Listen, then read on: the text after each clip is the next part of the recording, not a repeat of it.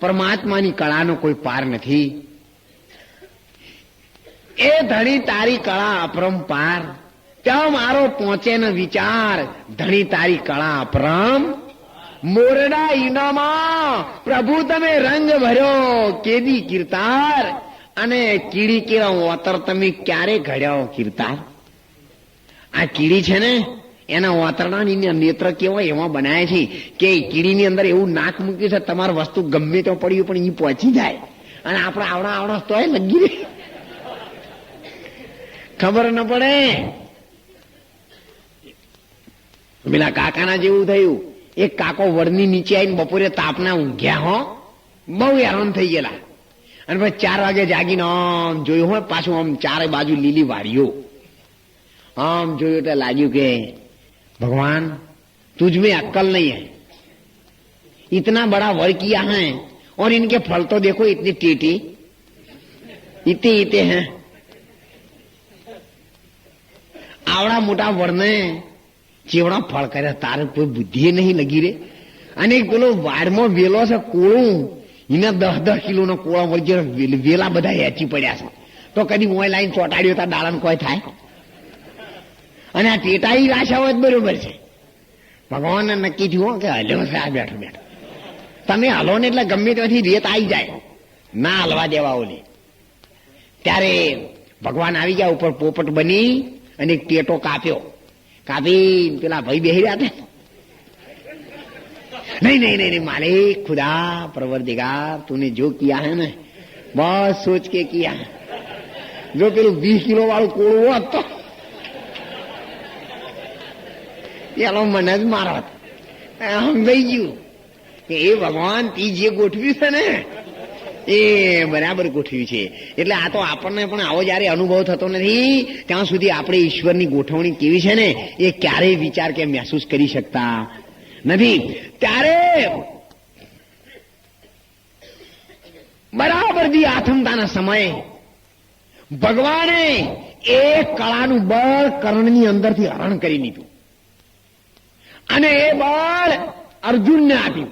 અર્જુનની તાકાત વધી અને કર્ણની તાકાત ઘટી. અને એ સમયે ભગવાને કર્ણ રાજાની ધરી હતી ને તોડી નાખી. આ કાર્ય બધા ભગવાનથી જ થાય છે.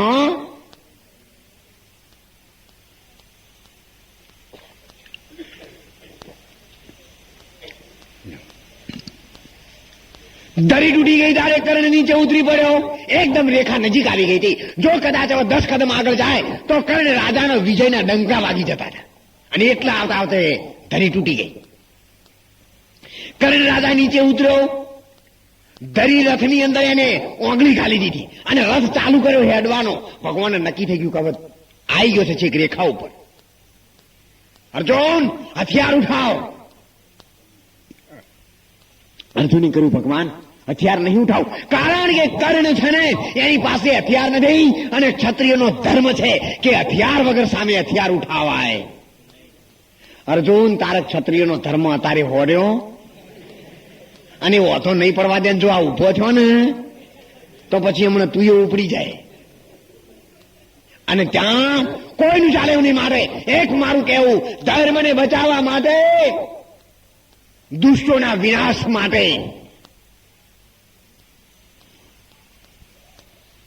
આ વાક્યને બ્રહ્મ વાક્ય જનાર્દન માની હથિયાર ઉઠાવ.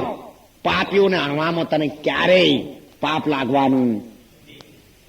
અણોના પાપીના પાપો દ્વિગુણ બનશે પાપ જગતના. કદી તમે પાપને ન હણો, પાણે પાપીને હણી નાખો એટલે પાપ જગતમાં થાય જ નહીં. એ પાપીની ફેક્ટરી ઉડાડી મૂકો. ત્યારે અર્જુને હથિયાર ચડાયા. કર્ણ હસી પડ્યો. ભગવાન મારા નાથ, ધન છે તમારી કળાને.